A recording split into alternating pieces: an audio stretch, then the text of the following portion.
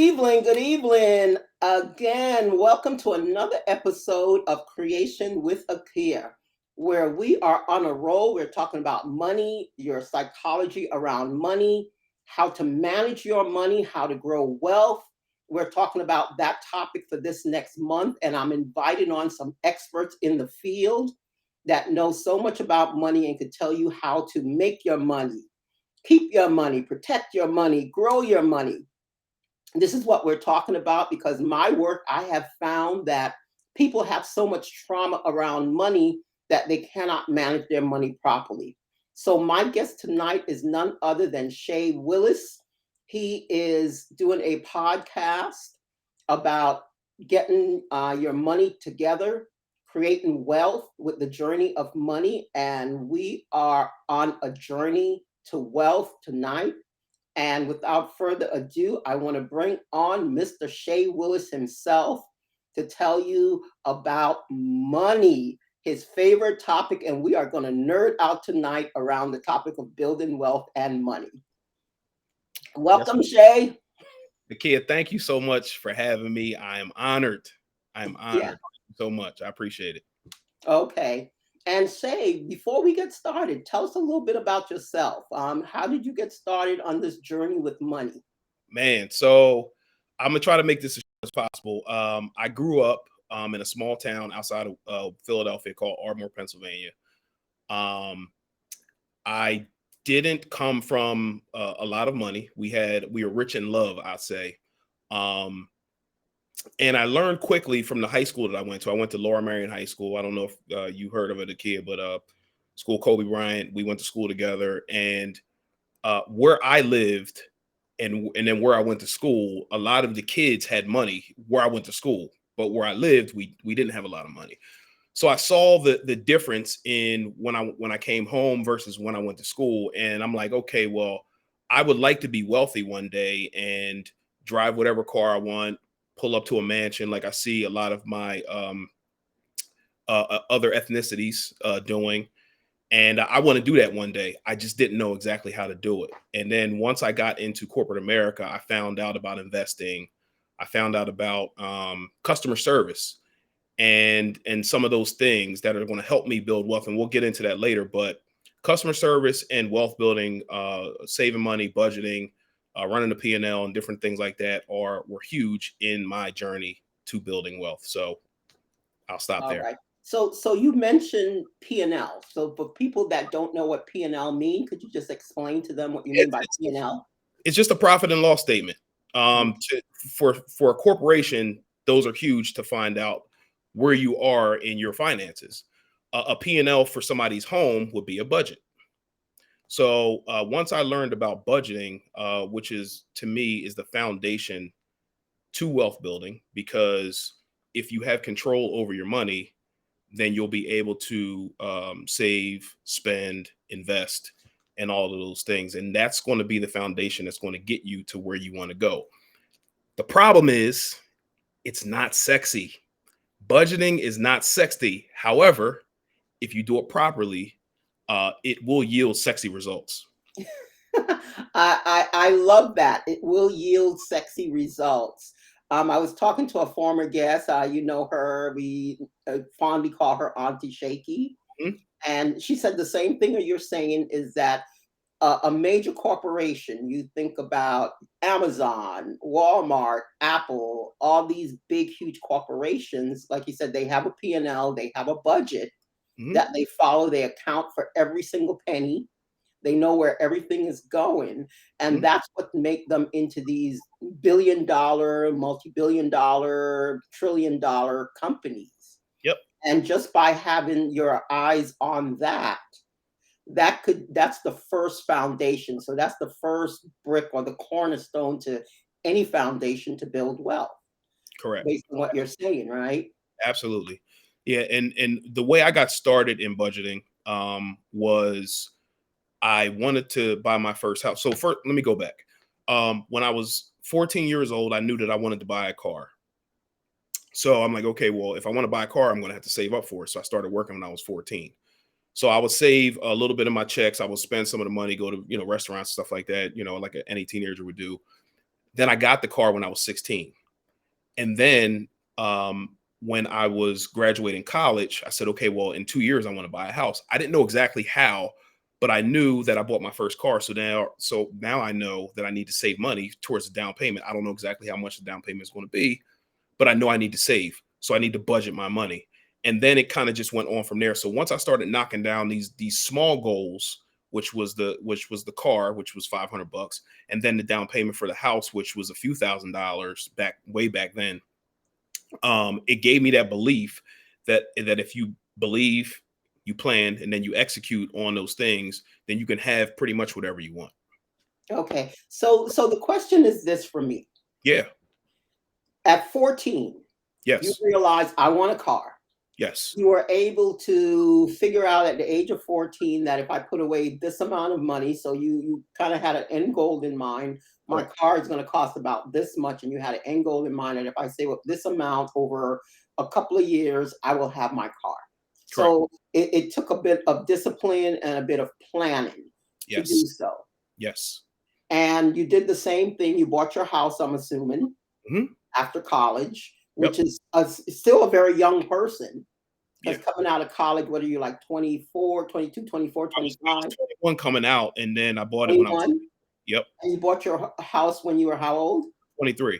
23. So you have a 16-year-old bought his first car, a 23-year-old bought their first house, Hmm. and you were able, there is something that you must have, because a lot of people, I meet people who are double and triple that age and have not been able to buy a car, a house. I mean, living paycheck to paycheck, could never figure it out. And this is what I call money traumas. Yeah. What is it that you found that made you be able to do that and start to build wealth at such a young age? That's a very good question because I feel like it was something that I was blessed with because it wasn't something that I learned per se, but it was just something that was always just in me to do. I just knew that if I wanted anything in life, I was going to have to go out and get it on my own. Now, I did pray, I did those things, but I know in order to achieve the things that I wanted, I was going to have to work for it. So that was always just in the back of my mind that I have to do these things because I knew we didn't come from a family that was able to do those things. You know, pay for wedding cars and so forth and so on, whatever it would be. That I saw the people that I went to school with, people were going to the bar mitzvahs, bat mitzvahs, and you getting thousands of dollars and things like that, and getting cars given to them when they turned 16. And I just knew that that wasn't my reality at the time. But with just executing on those things that I knew that I wanted, then I was able to get them. So Okay, so in your family, you didn't see those examples. correct. I just saw hard work. Hard work. Correct. Okay, so did your family like save for things and then achieve them? Or Um. So what I remember, I live with my grandparents. Long story short, the school system where my grandparents were at the time, which was Lower Marion School District, was better than the Philly School District where my parents moved to when I was 10. So from the mhm, time I was 10 until I graduated high school, I stayed at my grandmother and my grandfather's house until the weekends came. Then I went home to live with my parents. But I just saw hard work, and I always saw my granddad with money. He always had like wads of money in his pocket. Like when we go to lunch, he would take me to lunch sometimes, and he would just pull out a whole bunch of money and just give it to the guy when we went to lunch. So that's what I saw.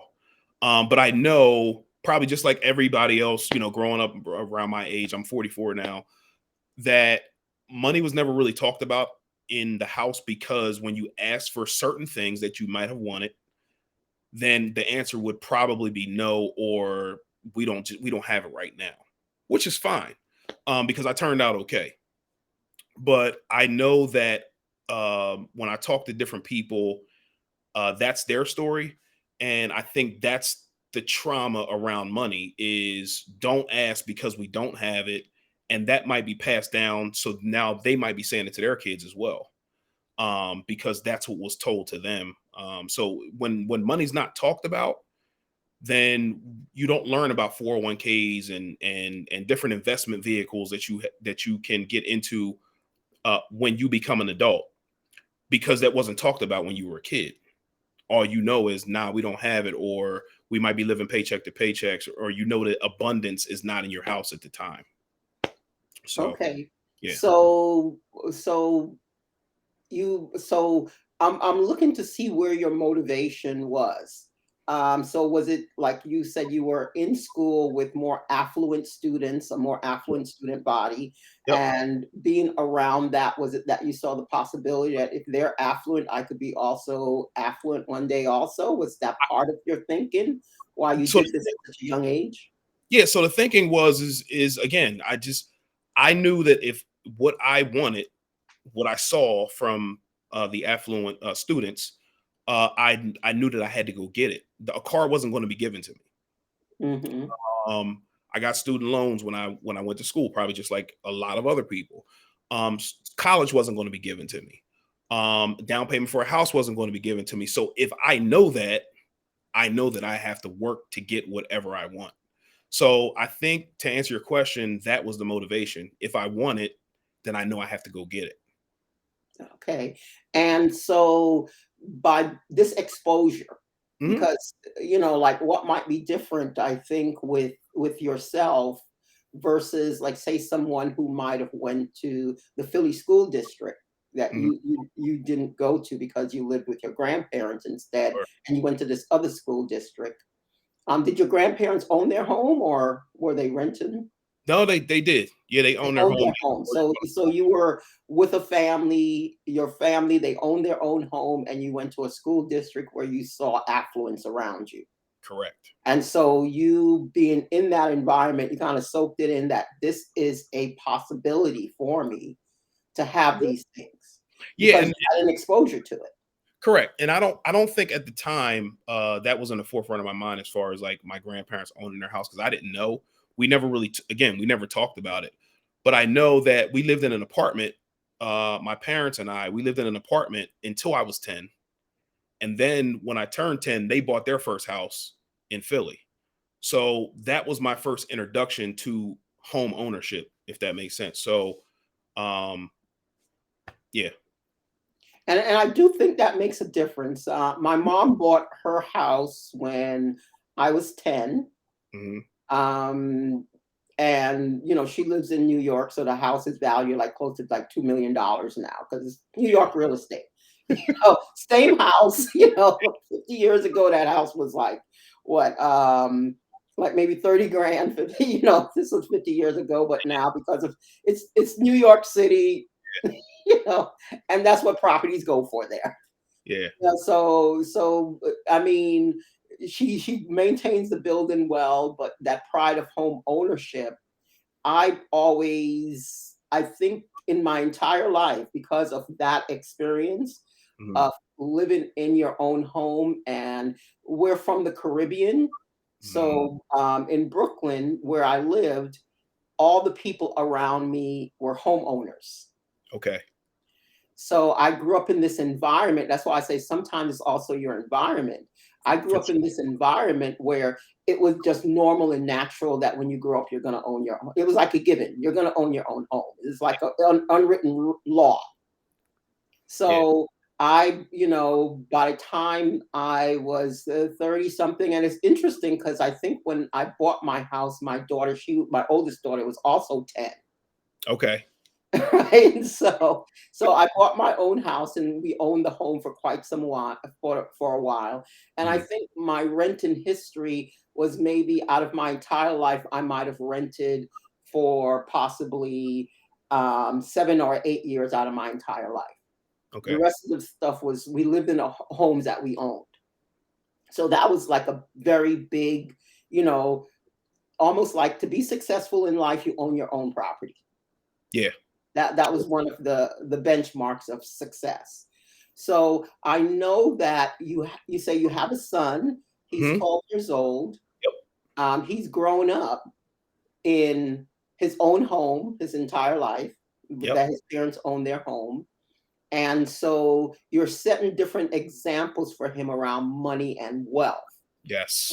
We in the African American community, we talk a lot about generational wealth and Yeah. breaking, those cycles. Mhm. So how are you setting that up for your own son to like kind of break some of these money traumas? This is a very, very good question, and I'll try to keep it as brief as possible. So, um, the way I the way I got into real estate, I was very, very young. My dad, and I mentioned it on one of my podcast episodes about my investment journey, is I was with him. He was driving down, and he was in Philly. We were driving down to go downtown, but before we got there, he said, "Hey, I need to make a quick stop." I said, "Okay, cool." He goes into this house. He comes back out. He has a wad of money in his hand. I said, "Yo, where did you get the money from?" I thought he robbed the people. He's like, "Yo, these people pay me to live there." Now, mind you, I'm 8 years old, but that had a lasting mark on me. Okay, hold on. They paid him to live there? Correct. So he was a Tell me how landlord. that worked. Yeah, so he was a landlord. So he said, "Yo, they pay me to live here." I said, "Oh, okay." So from that point on, from that age on, I always wanted to do real estate because I felt like that was cool. My dad's doing it. It would be cool for somebody to pay me to live somewhere that of a house that I own. Okay. I thought, oh, I misunderstood. I thought you meant they paid your dad to live there.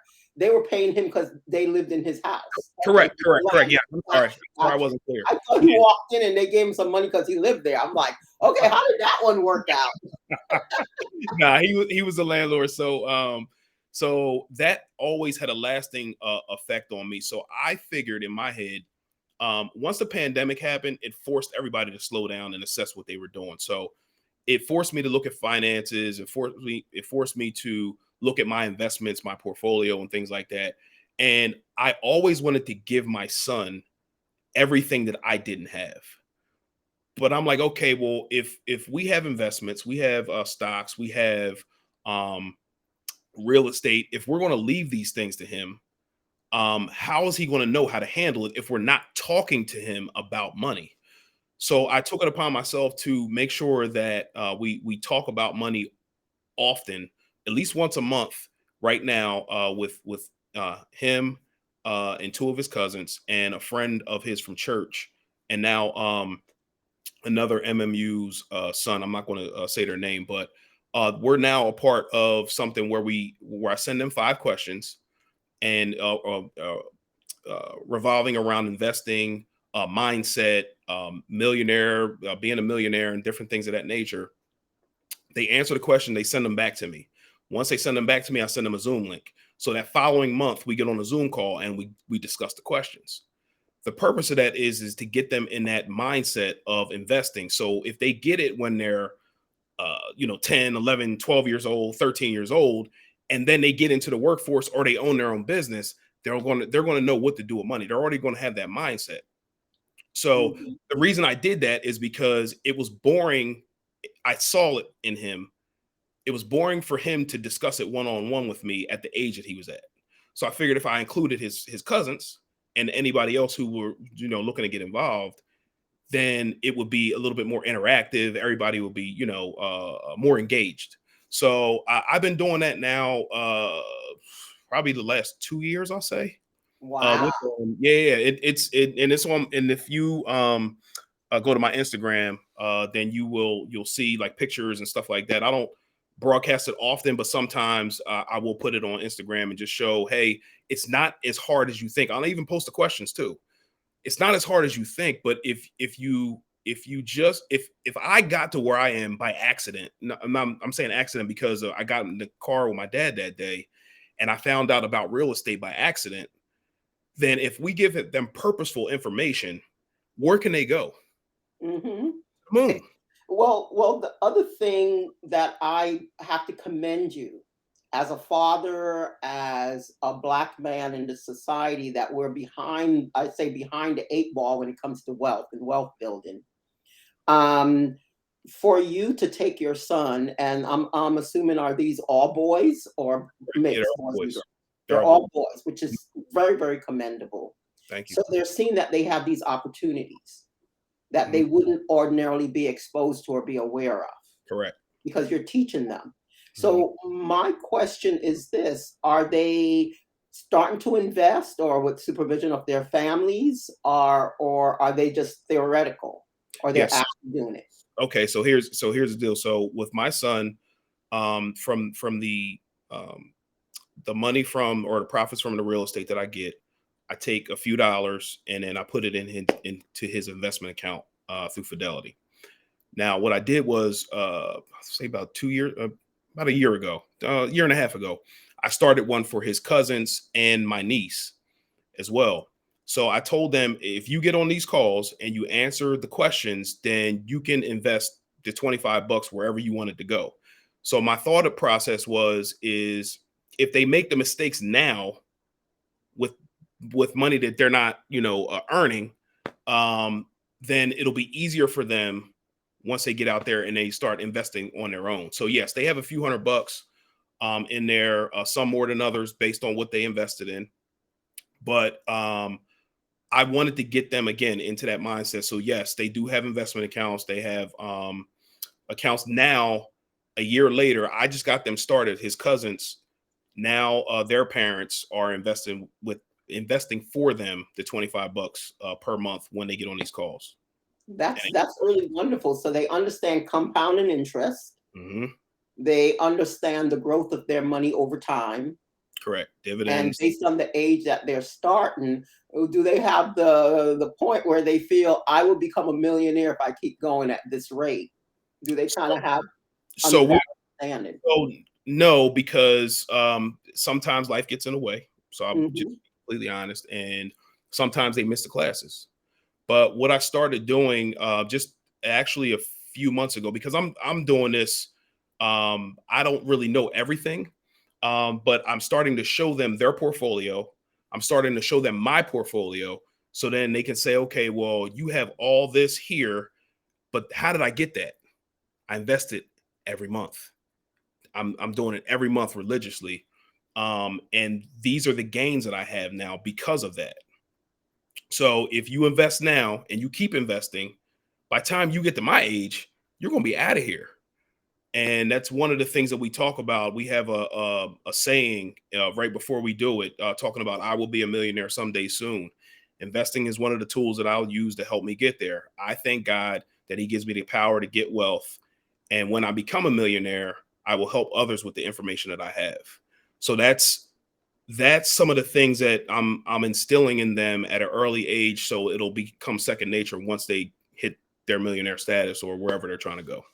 That is really wonderful. I remember back in the day when I was younger, we used to call it each one teach one. Hmm. Yeah, Yep. so that is really wonderful that these kids are doing that. So you're looking at building wealth through investments Correct. and through real estate. Correct. And so tell me a little bit more about how you build your wealth through real estate. I see how you're what you're doing with the kids. What are Yep. you doing with real estate specifically? All right. So again, I'm gonna try to keep these answers as short as possible. So my wife and I, we were buying real estate since 2006. We bought our first property. We bought it through a personal loan. It was 23,500 bucks, and we tried to pay it down as fast as possible. So I think it took us maybe 2 years to pay it off, and then we just started saving the money, just putting the money in the bank. By the next time we were ready to buy another house, that's when the housing market crashed. So they stopped lending money out. So like, okay, well, if we want to get these investment properties, we're gonna have to go get it. So I started budgeting, put money away. Any extra money that I had, I was putting it away and just building up. And it took me years to do it. And as soon as they started lending money again, I think it was maybe 2011, 2012 ish. I was out in the market looking for another property, and then my realtor said, "Hey, I think they're lending money again." So went through the process, got a mortgage on the property, bought the property, and I was looking for tenants. And I got one tenant, this one young lady. She filled out an application. I started calling her landlord that she had currently, And he said, yo, do not rent the house to her because XYZ reason. So because I didn't want to pay the mortgage, I was trying to rationalize getting her in this house anyway. Oh no, she's not going to do that to me. She won't do. No, she's a nice girl. Like I met with her. She's Oh nice. no. Hold on. Oh But no. but God, I believe said to me, and it just clicked. This is why people in real estate have issues because they don't want to pay the mortgage and they want their tenant to pay the mortgage. Somebody who probably should not be renting that property. Mm-hmm. So ever since that happened, I was patient, and maybe another 2 weeks later, I got somebody in there that qualified to rent. Um, so I'm trying to speed this process up. But in that time, I went through Financial Peace University. Dave Ramsey. I don't know if you heard of him or not, but Yes, I heard Dave Ramsey. yeah, talks Mhm. about being debt free and so forth and so on. So I just bought the property in June. Went through Financial Peace University in July, and I'm like, okay, I'm at a crossroads now. So we don't have any other debts at this point in time. So why don't I just pay the house off? Because the money was sitting in the bank, and I kept looking at it almost every day, like, oh man, I got a nice bit of money in here. Let me pay the house off because if I paid it off, I can take that money that I'm getting from the rents and the money that I was already putting in on my own, and then I could buy another one. So that's what I started doing, and I was saving up. And then my realtor called me up and said, "Hey, I got another deal. Are you ready to buy again?" And this was a couple years later, but this one was a short sale. So the one I bought when I got the mortgage on was 37.5. This one was only 13,000. Mm. I bought it cash and then fixed it up. I think it only cost me $5,000 to fix it up, and then I rinsed and then repeated again. 2020, I bought another one cash, but this one was in bad shape. And I it took me so much money to fix up. I didn't count up the cost to fix this property up, and it cost me about $40,000 to fix up, and I ran out of money in the process. So to answer your question, I ended up getting it rented out a year and a half later after I bought it during the pandemic and all that stuff. But the point is the way I do real estate is I'm a cash buyer. I don't do mortgages anymore. I don't do any of that. But all the money from the real estate now I own free and clear. And then I put that money into the stock market and let that grow. And then I'm going to pull it out and then I'm going to buy more real estate instead of putting it in the bank because I'm not really getting any interest from the money in the bank. So that's the plan now. Okay. And I got to ask you this question. Like when I speak to people who are building wealth, Hmm. one of the things that I see that is very common is like Hmm. you guys do not put your money in the bank. No. That's like a very common thing that I find amongst people with because so could you speak to that a little bit? Because I could Shaky, she puts hers in life insurance. You put Yeah. yours in stock. So talk about that for us. So it's not something that that I've been doing for years. I don't want that to what I said to fool you. I just started this probably about a year and some change ago. Because I got a lot of friends who are investing in the stock market, and they were showing me their portfolio. Like, yo, I'm looking at this stuff. Like, yo, I got a little Robinhood account. This was years ago. I got a little Robinhood account. I had maybe $1,000 in there, and I think I'm doing something. They're showing me their portfolio.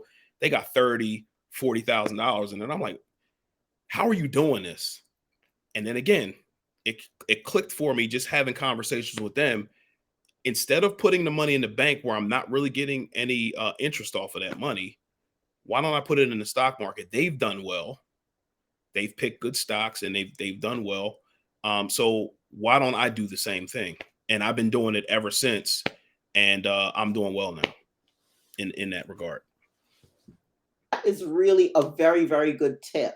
So, since, like you said, you used to put it in the bank, you recently started either using a different vehicle to create your own bank that you could pay yourself and borrow from because your money you could Mhm, borrow using the stock market part as your bank mhm. to pay yourself. So Okay. what I'll tell you also, which is a huge thing, is I budget everything. So money that I get into my house, the money from the real estate does not exist to me, but I do budget. So I put some away for emergencies. I put money away for insurance. that I got to pay. I put money away to go into the stock market, and any little miscellaneous things that may pop up, I got a fund for it. So if something comes up, I could just pull from that now.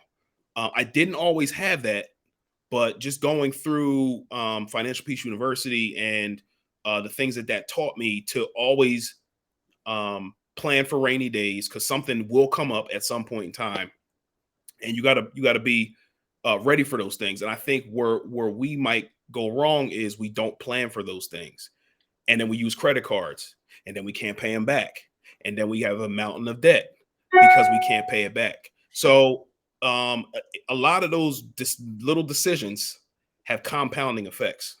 Yeah. So when you put it in all of these, I understand the concept, like you have a fund for any Mhm. kind of emergency, like your emergency fund. You have some fund for, I have a major expense coming up. I have a fund for that, maybe a vacation fund. So I Right. understand the separating out the money. Now, do you keep all of that in the stock market, or do you have like different No, bank accounts you put them in?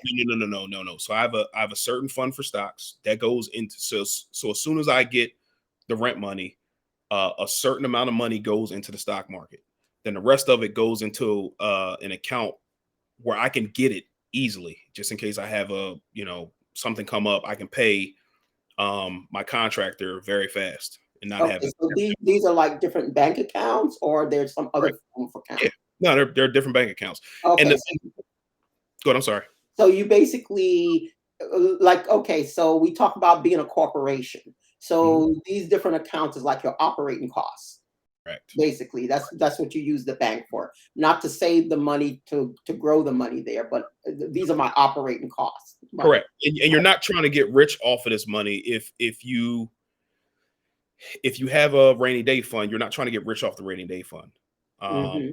You're just having it there for a rainy day. So I'm not trying to get rich off of it. I'm not investing that money. That money's just sitting there. And then once I get to a point where I don't need to invest or put money into that fund anymore, then that can go to more stock market stuff. More wealth building.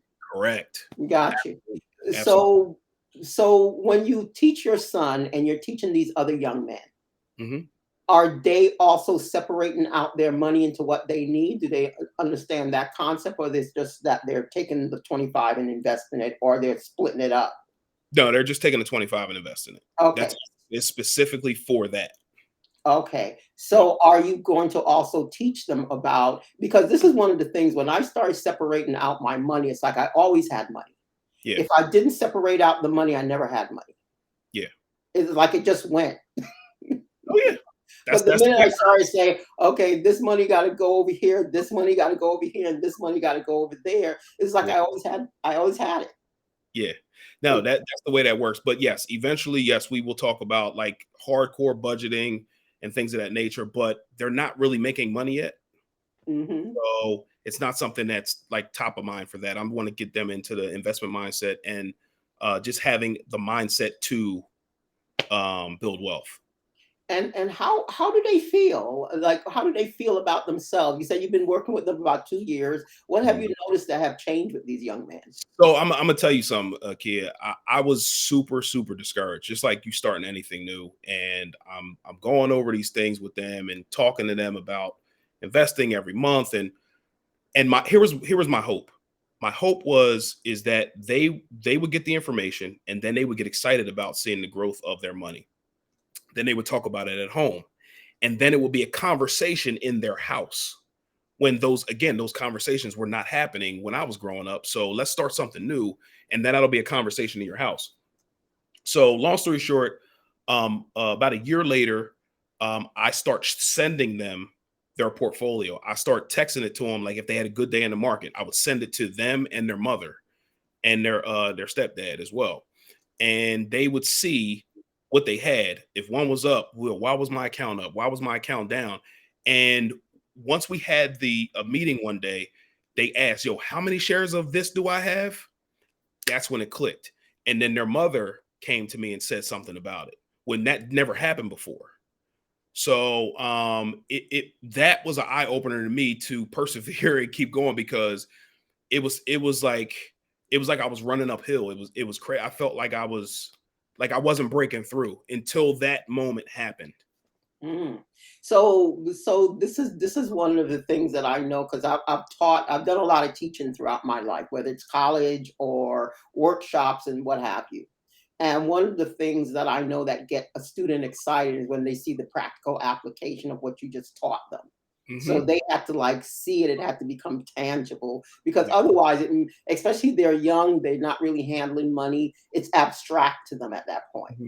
So the minute you took it from the abstract to like this is very tangible now, they could see it. Then they're like, oh, I've got, you Yeah. know. And so now, are they on their own, or do they wait for you to start to explain to them when you meet once a month? Do they Mhm. wait on that, or do they on their own try to look and see what's going on with their portfolios and stuff? Now, right now they're waiting for me. And like I said, life happens. They got sports, they have school, Mhm. other activities and things of that nature. But I know once that happened, that was my cue to say, okay, well, you got to keep going. You got to keep going because again, it was something new. It was a year in, and sometimes they would come to class, sometimes they wouldn't, sometimes they would miss, and I'm like, yo, man, like if I had this when I was little, You man, are motivated.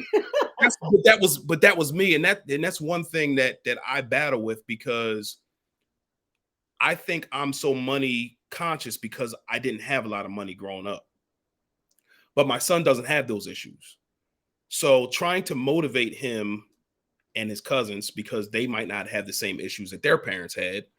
Um, that's the challenge that I was facing before. Like, guys, like you have a huge opportunity here, and you got to take advantage of it. And it probably is not going to make sense now. A lot of times we talk in these classes, I'm like, yo, this stuff might not make sense now, but when you get out there and you start making money on your own, when you start out and getting into the corporate world, or if you own your own business, then it's going to all make sense. And then you're going to be thankful that you had this information at such a young age. Do you give them challenges? Challenges, no.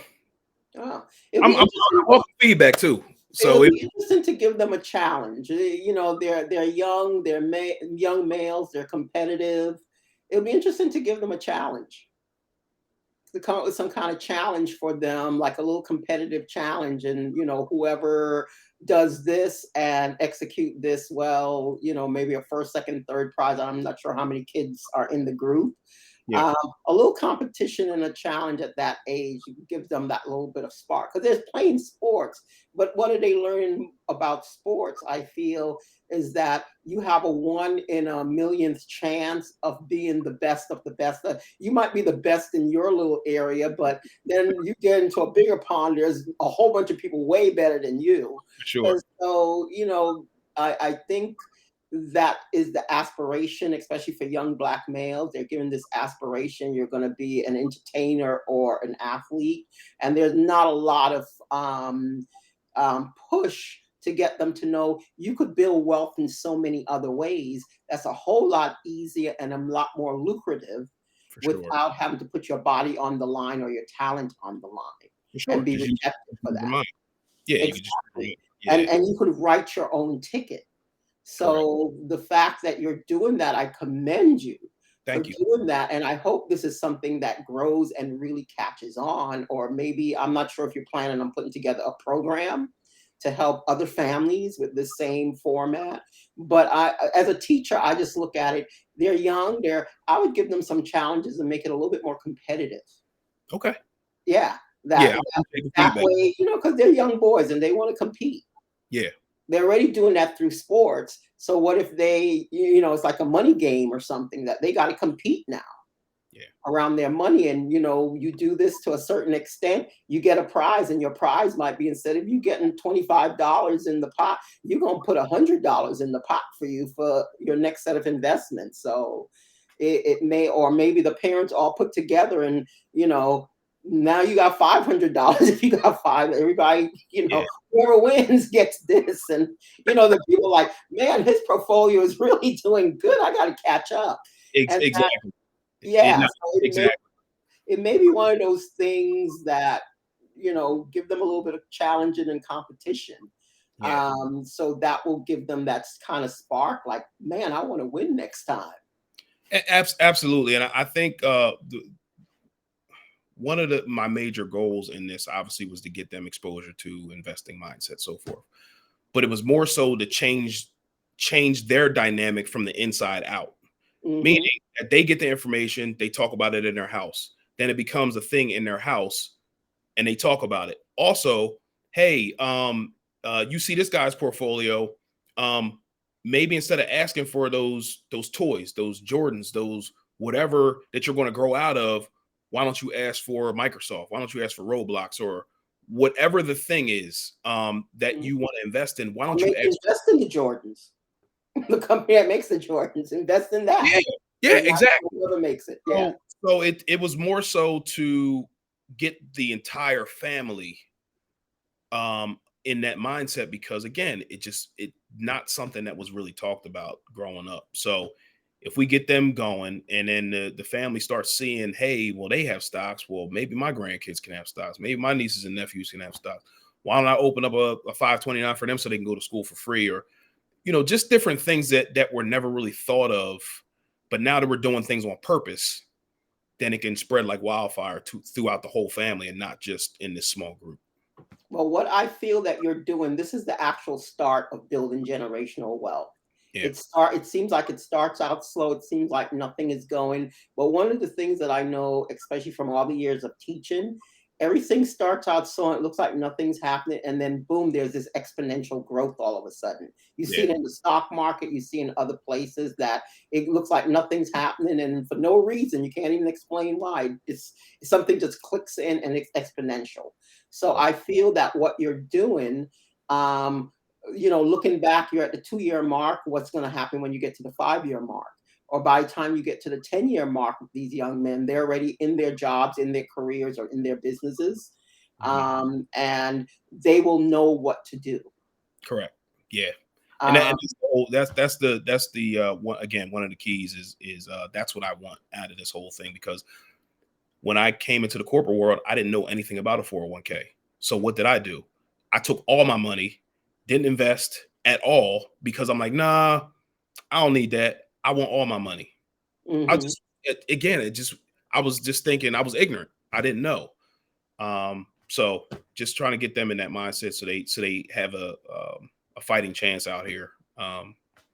So yeah. Okay. Well, this is really really good. I know I didn't want to keep you too long because I know you have another engagement after this, but um, what is one of the major things, like if you have to share something with us and you have to, give us your gem, your pearl, Mhm. what would that be that you'd want to tell everybody?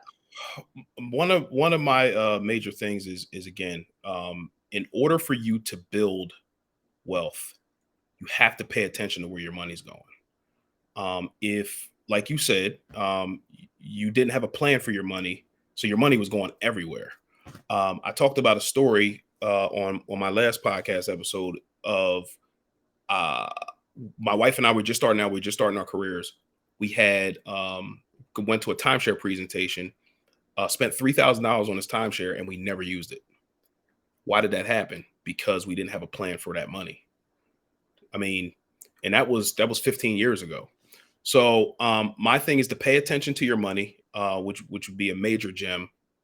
Pay attention to your money, and then once you become successful with money, how to handle money, then you got to teach the people in your family. You got to teach the people in your circle, because they're going to want to know once you achieve any type of level of success.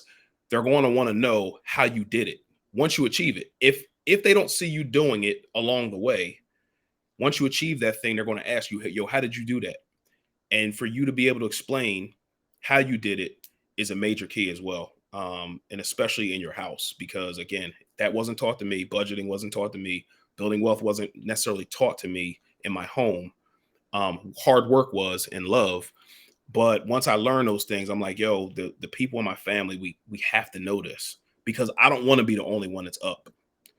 And that's a problem.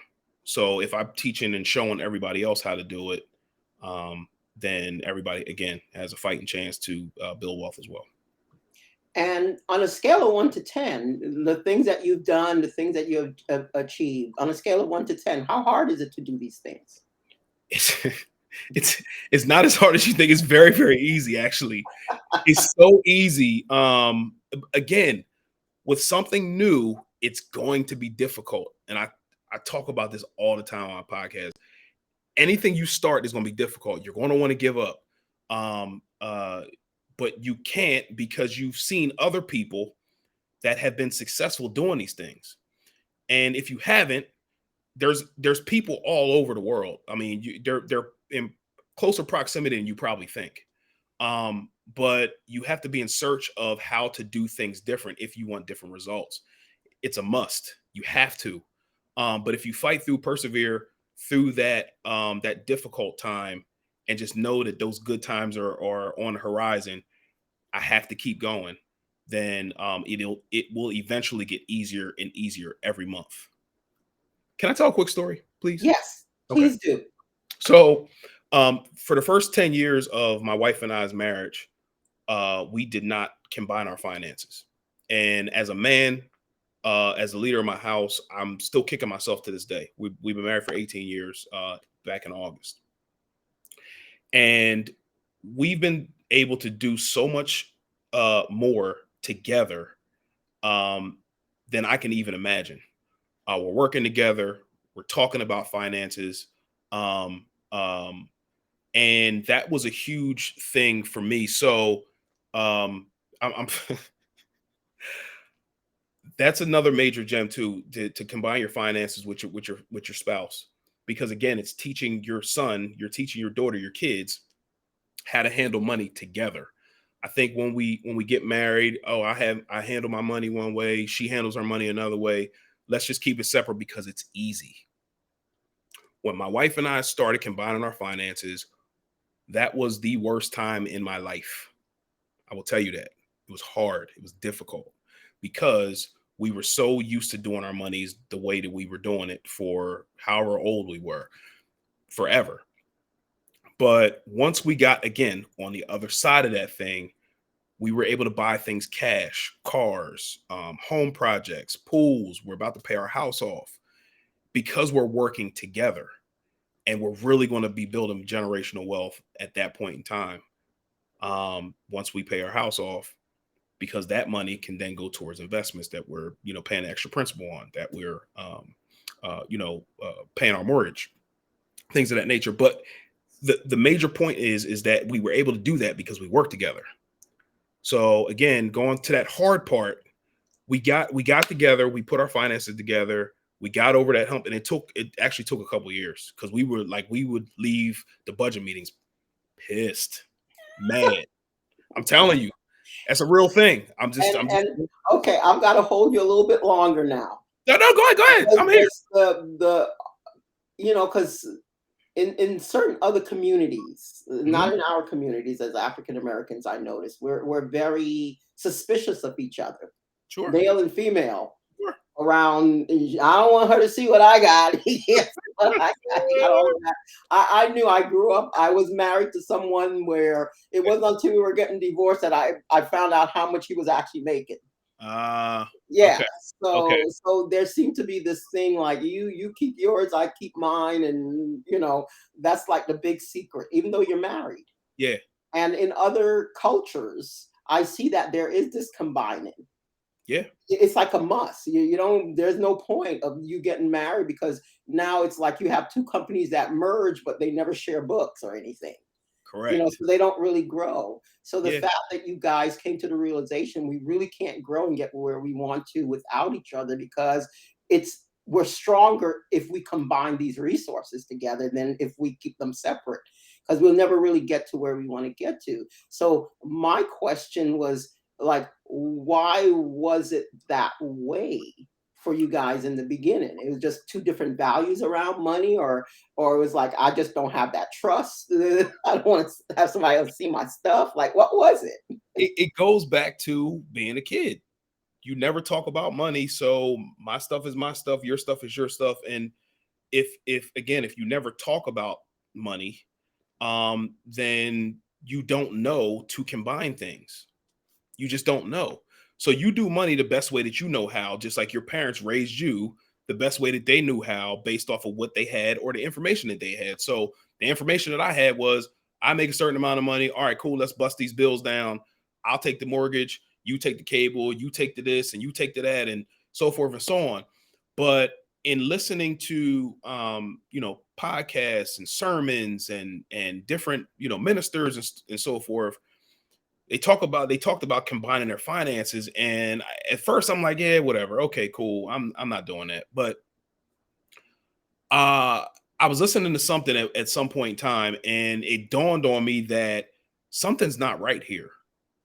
And then once I came to my wife, I said, hey, I just want to bring something to your attention. She was like, all right, well, let me think about it, because I handle my money one way. The way she handled her money was scary to me. And I'm just being honest with you, because there were times where she was making more money than me, and I still had more money at the end of the month than her. Sometimes she would come to me, hey, can I have some money for XYZ? What? No. You make good money, because I budget my money. I'm thinking that she operated the same way that I did until she would come to me and ask me for money. And then I knew something was wrong. But anyway, I came to her and I said, hey, we need to do So this. let me hold up a second. So Good, you good. were afraid that if you gave her your money or y'all was sharing it, she was going to spend all your money. That was one of the fears. That it was a fear. That's a real thing. Yeah, It was a real thing. she's going But to waste my money. I'm not going to tell her how much money I got. exactly. But I just saw what really sparked it was I saw the possibility. And what at one point in time, the rental property that we had, we were underwater in our primary residence. So what happened is I was like, okay, well, we don't necessarily need this money at this point in time. So let's put some of the profits into our primary residence to try to pay our house off.